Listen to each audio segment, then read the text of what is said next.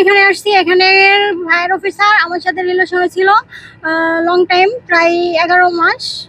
তো উনি হচ্ছে গত এক সপ্তাহ যাবত আমার সাথে কন্ট্যাক্ট করতেছেন। আমার সাথে একাধিকবার উনি আমার সাথে শারীরিক সম্পর্ক করছে। করার পরে গত সপ্তাহে শুক্রবারেও সে আমার সাথে রাতে শারীরিক সম্পর্ক করে। এখন আসছে, আসার পর থেকে আমার ফোন কল কোনো কিছু রিসিভ করতেছে না। আমি এই কারখানায় চাকরি করতাম, তবে ওনার কারণে মানে ওনার সাথে যে আমার সম্পর্ক, এটার কারণে আমার চাকরি চলে গেছে, আমি বের হয়ে চলে গেছি। বা উনি আমাকে আশ্বাস দিয়েছে তুমি চলে যাও, 1 মাস পরে এসে আমরা বিয়ে করব, বাইরে থাকবো। এইখানে কয়দিন ধরে অবস্থান করতেছেন? আমি কালকে আসছিলাম, কালকে 7টা অবধি ছিলাম। তার সাথে এখানে হয়েছে, ঝামেলা হয়েছে। হওয়ার পরে এখন আজকে সকাল 9টা থেকে এই পর্যন্ত আমি এখানে এসেছি।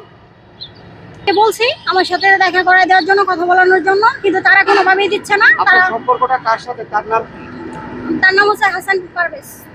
কি কাজ করে? Fire officer. ফায়ার অফিসারের এসে কাজ করে। আপনি কি কাজ করতেন? আমি প্যাকিং সেকশনে ডিউটি করতাম, লাইনম্যান ছিলাম। সেটা 5 মাস আগের ঘটনা। আপনি এখানে 2 দিন ধরে অনশন করতেছেন? জি। কারখানা কর্তৃপক্ষকে বিষয়টা জানাইছেন? বিষয়টা আমি তাদেরকে ফোনে নোট করে বলছি, এবং কি অনেক মানুষের মাধ্যমে আমি তাদেরকে জানানোর চেষ্টা করছি। তাদের অ্যাডমিট স্যার যে আছে ওনাকে আমি বলছি, জানাইছি, বা লোক দিয়ে পাঠাইছি, লোকের মাধ্যমে আমি জানাইছি। কিন্তু ওনারা বলতেছে যে বের করে দিলে তারপর আমি ডিসিশন নিব। এখন ওনারা তো রাতের 1টা বাজেও বের করে দিতে পারে, 4টা বাজেও বের করে দিতে পারে। তাহলে আমি ওকে কোথায় পাবো বলেন? তার সাথে আপনার কোনো ফিজিক্যাল সম্পর্ক ছিল? হ্যাঁ, পুরা 11 মাসের ভিতরে ও না হলো আমার সাথে 20 বার শারীরিক সম্পর্ক করছে। আমাকে বিয়ের কথা বলে এই মাসে না সেই মাসে, সেই মাসে না সেই মাসে, এরকম বলতে বিয়ে করছে। এখন বিয়ে করে নাই, ঠিক আছে?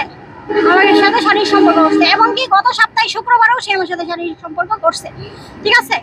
করার পরে এখন আমার সাথে আর কন্ট্যাক্ট করতেছে না। এখন ও বলতেছে ওনার ওয়াইফ আছে, সে আছে, কিন্তু ওই সময় তো ও বলছে ওয়াইফ থাকা সত্ত্বেও উনি বিয়ে করবে। তাহলে এখন কি সমস্যা? একটা ছেলে 5টা বিয়ে করতে পারে, 4টা বিয়ে করতে পারে, কেন এখন পারে না? কেন এখন কি সমস্যা আমি জানতে চাই। আমি তাকে বিয়ে করতে চাই। সে যেহেতু আমার সম্মানহানি করছে, আমাকে রাস্তায় নামাইছে, আমি তাকে বিয়ে করতে চাই। যে কোনো ভাবে, যে কোনো কিছুর মূল্যে, যে কোনো কিছুর মাধ্যমে আমি তাকে বিয়ে করতে চাই। যতক্ষণ পর্যন্ত তিনি না বের হবে ততক্ষণ পর্যন্ত আমি এখানেই থাকবো। হ্যাঁ, হ্যাঁ। আর যদি আমার কোনো ক্ষয়ক্ষতি হয় তাহলে এই অটো স্প্রিং এর কর্তৃপক্ষ সবাই দায়ী দিবে। আমি যদি এখানে মারা যাই, রাস্তাঘাটে, বাজারে, যে কোনো ভাবে আমি মারা যাই, তাহলে পুরো অটো স্প্রিং দায়ী থাকবে। কেন? কারণ ওরা আমার কোনো পদক্ষেপ নিচ্ছে না, ওরা তো আমাকে কোনো সমাধান দিচ্ছে না। ওদের তো সমাধান দিতে হবে। আমি এখানে বসে আছি, তাহলে ওরা তো জানে, ওরা তো শুনছে না? আমার মাধ্যমে না হোক, অন্যজনের মাধ্যমে, একজনের মাধ্যমে তো শুনতেছে। তাহলে কেন? আপনার সম্পর্ক ছিল, কি প্রমাণ আছে? আমার তার সাথে সম্পর্ক ছিল, কি প্রমাণ আছে বলতে, সেই গত রাতে, মানে শুক্রবারের রাতে ও আমার সাথে যখন ছিল, তখন ও আমার ফোনটা নিয়ে সবকিছু ডিলিট করে দিছে।